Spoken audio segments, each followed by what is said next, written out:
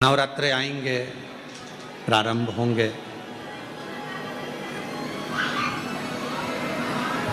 उस नवरात्रे में अब की बार तो नवरात्रे 10 दिन के हैं।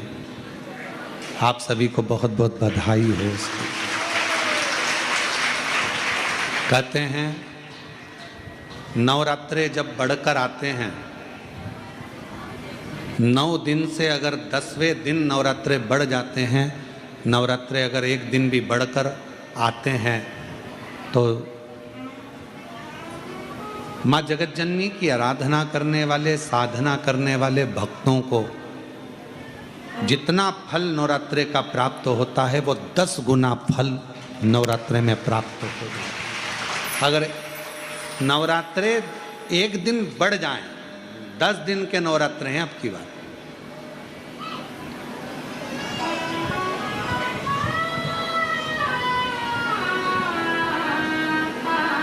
जो शारदीय नवरात्र इस वर्ष प्रारंभ हो रहे हैं वो 10 दिन के हैं, बढ़कर आ रहा है। शिव शक्ति की खूब आराधना करो, भगवान शंकर और पार्वती की खूब साधना करो, शिव पार्वती का भजन करो, शिव पार्वती का स्मरण करो, शिव पार्वती की भक्ति करो, मंत्र जाप करो, नाम जाप करो, कीर्तन करो, आराधना करो, साधना करो, वो फल देते हैं।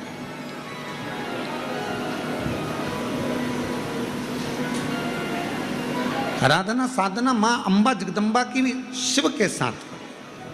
ये जो आप पहले दिन ही कलश स्थापना होती है और पहले दिन ही आपको ये ज्ञान हो जाए कि बच्चे पूछें कि कलश क्यों रखा जाता है, कलश के ऊपर आम के पत्ते क्यों लगाए जाते हैं, कलश के ऊपर नारियल क्यों रखा जाता है, कलश के ऊपर 9 बार मोली क्यों बांधी जाती है, मोली मतलब लच्छा नाड़ा 9 बार क्यों लपेटा जाता है नारियल के ऊपर, कलश के ऊपर जब रखते हैं।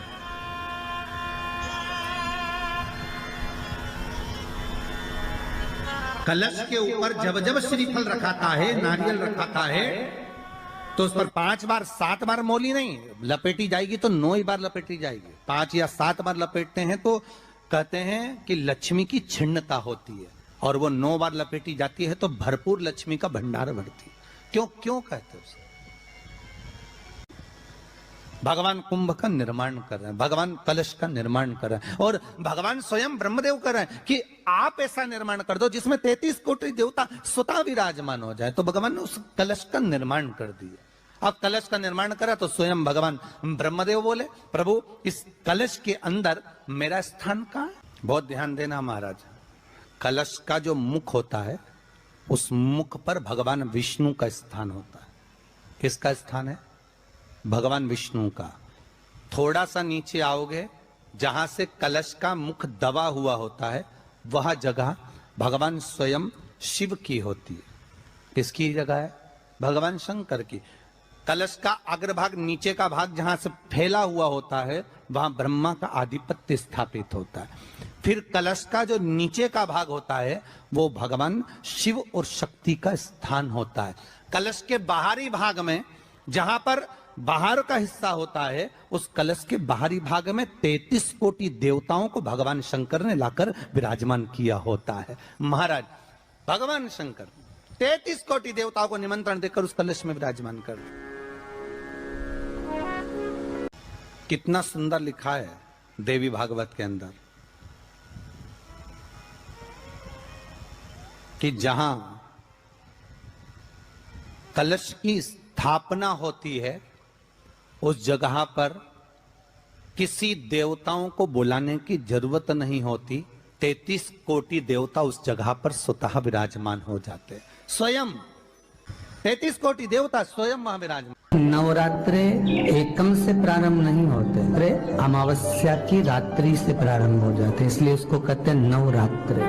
क्योंकि 9वीं के दिन माता जी का विसर्जन हो जाता है, जवारों का विसर्जन हो जाता है, व्रत करने वाले कन्या पूजन भोजन भंडारा कराकर विराम दे देते हैं। तो 9वीं की रात्रि उसमें नहीं जुड़ा पाती। उसमें रात्रि अगर जुड़ती है तो ये अमावस्या की रात्रि से जुड़ना प्रारंभ होता है, तब जाकर वो नवरात्रि पूर्ण हो पाती है। पितृलोक में पितृ जैसे निवास होकर भी इंतजार करते हैं। 4 नवरात्रे हैं तो 4 ही श्राद्ध हैं। आज मौनी अमावस्या है, श्राद्ध का विराम हो जाता है और कथा अर्थात नवरात्र प्रारंभ हो जाते हैं दूसरे दिन।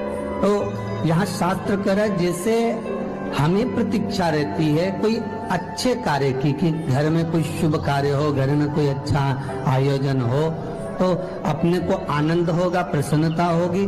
उसी तरह हमारे जो पूर्वज चले गए, जो पूर्वज चाहे वो अधोगति में गए हों, चाहे वो देवगति में गए हों, चाहे वो पितृलोक में निवास कर रहे हों, तो जितने भी पितृलोक में निवास करने वाले पूर्वज होते हैं वो भी ये विचार करते हैं कि हमारे घर के वंश द्वारा, हमारे वंशजों द्वारा कोई ऐसा सत्कर्म हो जिससे हमारे जीवन की वितृप्ति हो और हमें आनंद की अनुभूति हो। और ध्यान दीजिएगा महाराज, आपको चैत्री नवरात्र का स्मरण होगा, आपको शरदी नवरात्र का स्मरण होगा, पर जो आषाढ़ में और माघ में जो नवरात्रे पढ़ते हैं इसका एक आनंद ही दूसरा रहता है। बस इतना जरूर होता है कि दुनिया के लोग वो जो दो नवरात्रे होते हैं उसमें कलश की स्थापना भी करते हैं, देवी का पूजन भी करते हैं, अर्चना भी करते हैं, मंदिरों में भीड़ भी रहती है और खूब प्रेम से माता का जगराता वगैरह सब होता है। पर ये जो नवरात्रे हैं, दो गुप्त नवरात्रे, इनका लोगों को स्मरण नहीं था। वो तो धीरे धीरे ये टीवी चैनल के माध्यम से कथाकारों ने, वक्ताओं ने स्मरण कराना जब चालू करा, धीरे धीरे बताना, मार्गदर्शन करना जब चालू करा, तब लोगों को ज्ञात होता गया कि कोई गुप्त नवरात्रा भी होता है, उसमें भी देवी की आराधना होती है। ये चारों नवरात्रे अलग अलग अवस्था के हैं, अलग अलग सुख के हैं और अलग अलग आनंद के। आपके घर में पितृदोष है, आपको ऐसा महसूस होता है, तो किसी भी नवरात्रि के पहले जो अमावस्या पड़ती है, जिस दिन अमावस्या रहे उस दिन चावल की कटोरी में एक कपूर का टुकड़ा रख दीजिए, छोटा सा, और कपूर का टुकड़ा रखकर उस कपूर को दरवाजे के बाहर कटोरी में ही, चावल रखी हुई कटोरी में ही उसको पितरों का स्मरण कर कर जला दीजिए। और जलाने के बाद उस चावल को कहीं भी किसी भी वृक्ष की छांव में पक्षियों के लिए डाल दीजिए। शिव महापुराण की कथा कहती है, अगर मान लो पितृ आपको कष्ट दे रहे हैं, पितृ आपको तकलीफ दे रहे हैं, कोई काम नहीं होने दे रहे हैं, या कहीं आपको ऐसा लगता है कि पितरों का दोष है, तो वो पितृ दोष देवी, अब ये जो आप करेंगे ये कब कर रहे हैं? अमावस्या के दिन आप उसको रख रहे हैं, अमावस्या के दिन उसको रखकर रात भर आपने रखा कपूर के साथ में, सुबह एकम पड़ गई, नवरात्रि लग गई, उसी दिन उसको जलाकर आपने पटक दिया। अर्थात उससे देवी और पितृ इन दोनों का आशीर्वाद जो प्राप्त होता है, तो घर में से पितृदोष समाप्त होकर लक्ष्मी की वृद्धि प्रारंभ हो जाती है, कार्य में सिद्धता आ जाती है। और नवरात्रि में भी देवी की आराधना का एक स्मरण का सुख है महाराज। ज्योत का विधान है, नवरात्रि में देवी की ज्योत लगती है, अखंड ज्योति लगती है, जवारे बुआए जाते हैं, कलश लगता है। ज्योत का भी विधान है, जिसके यहाँ दिया अखंड जलाया जाता है, अगर वो दिए की लो, दिए की बाती अगर दक्षिण दिशा की होती है तो उसके घर में साल भर में एक घात जरूर होती है। जो दिया अखंड जलता है उसकी बाती का मुख दक्षिण का नहीं होना चाहिए। अगर आपने देवी भागवत का स्मरण करा हो, देवी भागवत को अगर सुना हो, तो देवी भागवत में स्पष्ट किया गया कि पूर्व की ओर मुख करा हुआ दिया, अर्थात पूर्व की ओर ज्योत जो जलाई जाती है वो संपदा की वृद्धि करती है। पश्चिम की ओर मुख कर कर जो ज्योत लगाई जाती है महाराज, वो वैभव को देती है। और उत्तर की ओर जो मुख कर कर ज्योत जलाई जाती है, उत्तर की ओर जो ज्योत का मुख रहता है वो आयु की वृद्धि करती है, घर में अकाल मौत को रोकती है। दक्षिण की ओर ज्योत ना लगाएं, अगर आपको लगाना है पूरब की लगाएं, पश्चिम की लगाएं या उत्तर की लगाएं। और जितने दिन महारानी जगदम्बा जगतधात्री दुर्गा भवानी चैत्र नवरात्रे में, शरदी नवरात्रे में, आषाढ़ी नवरात्रे में, आदिक पौष नवरात्रे में हम जगत जननी जगदम्बा की जब स्थापना करते हैं, या हम नूतन घर का प्रवेश करते हैं, या गणेश जी की स्थापना करते हैं, या कोई दुकान को प्रवेश करते हैं, या कोई शुभ कार्य करने के लिए अग्रण्य होते हैं, तो हम कलश की स्थापना क्यों करते? कलश के अंदर आखिर ऐसा क्या विराजमान है? कि 33 कोटि देवता उस कलश के अंदर आकर बैठ जाते हैं। आप कोई यज्ञ करने जा रहे हो, आप कोई पोथी पुराण करने जा रहे हो, आप कोई अच्छा कार्य करने जा रहे हो, तो ब्राह्मण देवता कह देते कलश की स्थापना होगी, कलश की शोभा यात्रा निकलेगी, कलश यात्रा निकलेगी, कलश विराजमान होगा। उस कुंभ की, उस घड़े की महत्वता कहां से प्रकट हो गई? शिव महापुराण की कथा कहती है महाराज, भगवान ओघड़दानी शंकर स्वयं आद्य शक्ति जगदम्बा से कहते हैं कि जगदम्बा तू क्या चाहती है बोल। तो जगत जननी जगदम्बा कहती है कि जहां मैं हूं वहां शंकर है, ये आपने कह दिया, पर जहां शंकर है वहां पार्वती का होना जरूरी है। उसके लिए सिद्ध करने के लिए एक स्थान ऐसा बनाया जाए जहां पर शंकर विराजमान है और शंकर के साथ पार्वती विराजमान है। तो शिव जी ने कहा पार्वती उसके लिए मैं तुझे एक सुंदर कलश का निर्माण कर देता हूं। अष्टमी के दिन कन्याओं का भोजन कराओ या नवमी के दिन कन्याओं का भोजन कराओ, पर देवी भागवत तो कहती है, देवी भागवत तो वर्णन करती है कि पहले नवरात्रे से लेकर नौमी तिथि तक जितने दिन देवी के होते हैं, प्रत्येक दिन में आप किसी भी दिन कन्याओं का भोजन करा सकते हो, पहली रात्रि से लेकर, पहला दिन से लेकर। पर 90 दिन तो सवेरे पूजन करके, यज्ञ करके, अनुष्ठान करके देवी को विसर्जन कर दिया, फिर नवरात्रि पूर्ण कैसे हुई? नवरात्रि की पूर्णता होती है अमावस्या की रात से गिनी जाती है। कौन से दिन से गिनते हैं? अमावस्या की रात्रि, फिर एकम की रात्रि, फिर दूज की रात्रि, ऐसे गिनते गिनते अष्टमी की रात्रि तक और नौमी के दिन सुबह तक या दोपहर तक या शाम तक, जब तक आप यज्ञ ना करें तब तक ये 9 रात्रियां पूर्ण गिनी जाती है महाराज देवी भागवत के हिसाब से पूर्णता। अब हमने कन्या भोजन का जो क्रम बनाया, अष्टमी के दिन करा देंगे, नौमी के दिन करा देंगे, इस तिथि को करा देंगे, पर भाव देखिए, शास्त्र कहता है भूखे को भोजन जब कराइए जब उसको भूख लगी हो, और ऐसों को कराइए जिसको जरूरत पड़ रही है। जी के दिन, यही चैत्रीय प्रतिपदा के दिन, यही इसको कहते हैं नया संवत्सर, नया वर्ष। हिंदू धर्म में क्यों कहा जाता है? आज ही के दिन ब्रह्मा जी ने, महाराज संपूर्ण ब्रह्मांड की रचना करने वाले, जिनको भगवान शिव ने स्वयं ब्रह्मदेव से कहा है कि ब्रह्मा जी तुम सृष्टि खंड को आगे बढ़ाइए, सृष्टि की रचना करिए, और आज ही के दिन, यही चैत्रीय प्रतिपदा के दिन, यही इसको कहते हैं नया संवत्सर, नया वर्ष।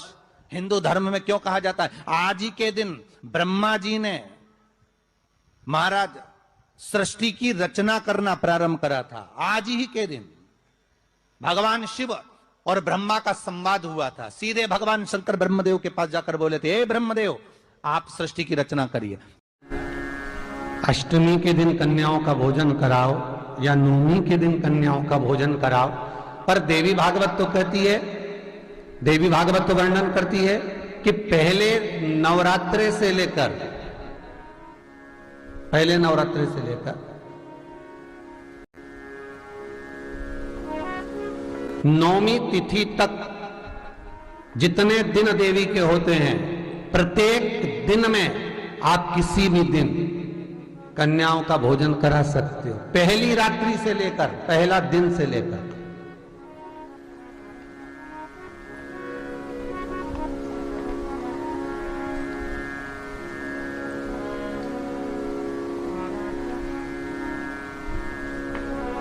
नवरात्रि मालूम है कब से लगती है? आप लोगों को ज्ञात होगा ना, नवरात्रि कब से लगती है? अमावस्या से कि एकम से? अरे जितने लोग सुन रहे हो जरा बोलो तो भाव से। अमावस्या से लगती है कि एकम से लगती है? तो सब लोग कहेंगे महाराज जी पड़वा से लगती है, एकम से। पर देवी भागवत कहती है अगर एकम से लगी तो नवरात्रि पूर्ण कैसे हुई? एकम का दिन लगी तो एकम के दिन की रात्रि, फिर दूज के दिन की रात्रि, तीज के दिन की रात्रि, चतुर्थ दिन की रात्रि, पंचम दिन की रात्रि, छठे दिन की, सातवें दिन की, आठवें दिन की, 9वें दिन की रात्रि। पर 9वें दिन तो सवेरे पूजन करके, यज्ञ करके, अनुष्ठान करके देवी को विसर्जन कर दिया, फिर नवरात्रि पूर्ण कैसे हुई? नवरात्रि की पूर्णता होती है अमावस्या की रात से गिनी जाती है। कौन से दिन से गिनते हैं? अमावस्या की रात्रि, फिर एकम की रात्रि, फिर दूज की रात्रि, ऐसे गिनते गिनते अष्टमी की रात्रि तक और नवमी के दिन सुबह तक या दोपहर तक या शाम तक, जब तक आप यज्ञ ना करें तब तक ये 9 रात्रियां पूर्ण गिनी जाती हैं महाराज देवी भागवत के हिसाब से, पूर्णता में गिनी जाती। अब हमने कन्या भोजन का जो क्रम बनाया, अष्टमी के दिन करा देंगे, नवमी के दिन करा देंगे, इस तिथि को करा देंगे, पर भाव देखिए, शास्त्र कहता है भूखे को भोजन जब कराइए जब उसको भूख लगी हो, और ऐसों को कराइए जिसको जरूरत पड़ रही है।